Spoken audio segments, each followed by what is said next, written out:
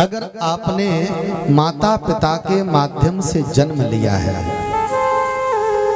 सबने लिया है, माता पिता के माध्यम से आपने जन्म लिया है, तो माता पिता की सेवा करना बालक का धर्म है।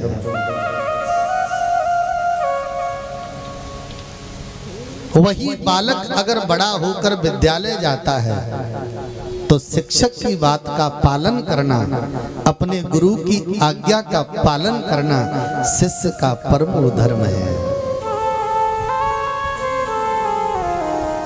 इस शरीर से तुम किसी की बेटी को अर्धांगिनी पत्नी बनाकर घर में लाते हो, तो पत्नी की इच्छाओं की पूर्ति करना पति का धर्म है।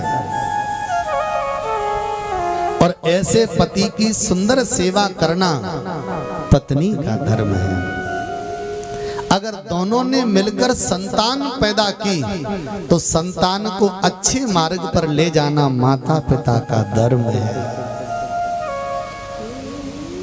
मेरे हिसाब से तो ये धर्म है। अगर हम अपने जीवन में माता पिता की सेवा नहीं करते तो आप कितनी भी कथाएं सुनिए, कितने भी दान पुण्य करिए, किस मतलब के हैं।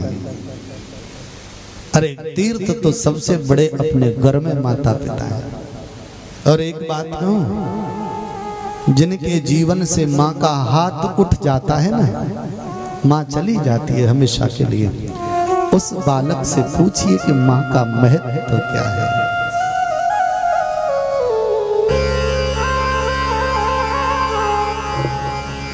उस बालक से पूछिए। जिसके जीवन में पिता का साया नहीं है ना, उस बालक से पूछिए पिता क्या है। जिंदा में आप भले ही कदर न करें, आप प्रायश्चित करेंगे जब वो दुनिया को छोड़कर चले जाएंगे तब। ये शरीर किसने बनाया है? आज वो है दुनिया में नहीं है, पर उनका बनाया हुआ शरीर आपके पास है। आप उस माता पिता के ऋणी हैं। आपको ये शरीर उस माता पिता के माध्यम से मिला है। इस ऋण से आप मुक्त नहीं हो सकते।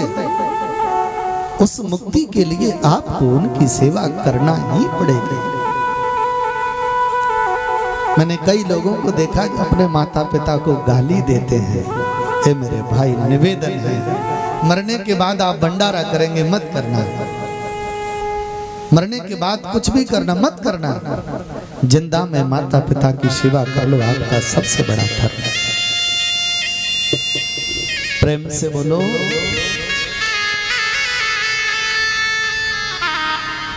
किसी की बेटी का विवाह हो रहा है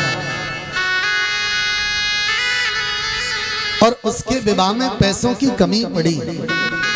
आप चले गए, आपने अपनी कमाई में से कुछ पैसे उसे दे दिए और उसकी बेटी का विवाह हो गया। सही बताना, धर्म का काम हुआ कि नहीं हुआ?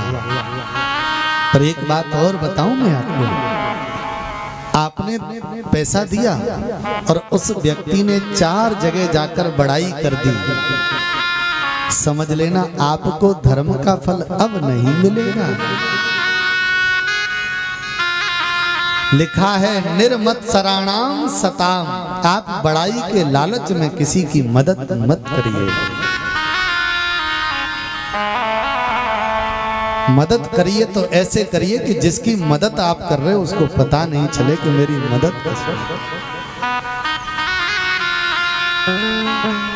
जैसे आप हॉस्पिटल में खड़े हैं, आपके बच्चे की तबीयत खराब हो गई और डॉक्टर ने तुरंत कह दिया कि तुरंत 20 लाख रुपए की व्यवस्था करिए 1 घंटे के अंदर।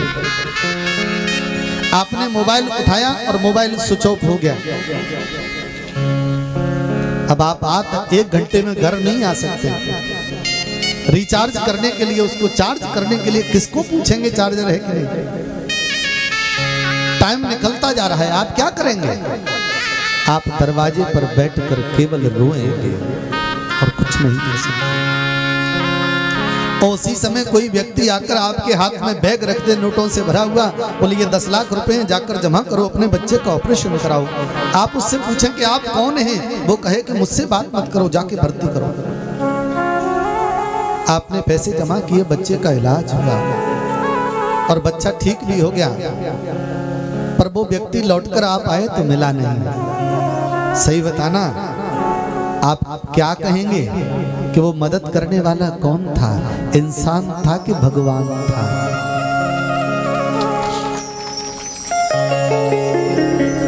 आप ये कहेंगे कि मैंने भगवान को देखा है।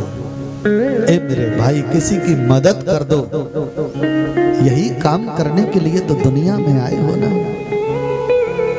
यही तो धर्म है हमारा। परहित सरेस धर्म नहीं भाई,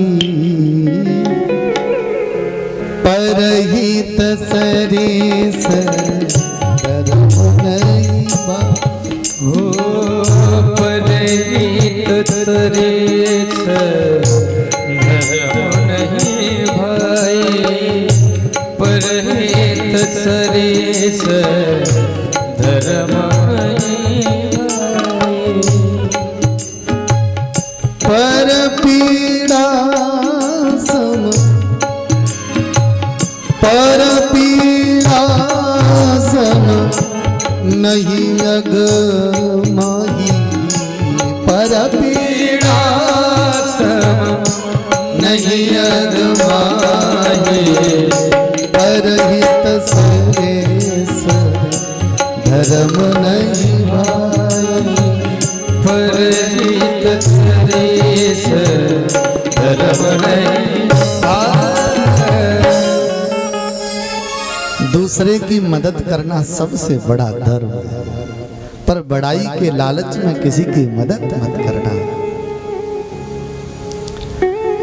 वेदम वास्तव मत्र वस्तु शिवदम तापत्रयो न मूलनम। आप सच्चे मन से किसी की मदद करेंगे ना, तो परमात्मा आपकी मदद करेगा। श्रीमद् भागवते महामुनि कृते, ऐसे ही धर्म पर चलना श्रीमद् भागवत की कथा हमें सिखाती है। अन्यत्र जगह भटकिए मत।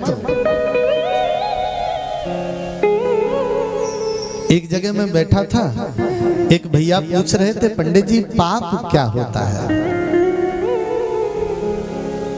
मैंने सीधे सीधे शब्दों में कह दिया, पर पीड़ा सम नहीं अगमाई, दूसरे की आत्मा को कष्ट देना ही सबसे बड़ा पाप है।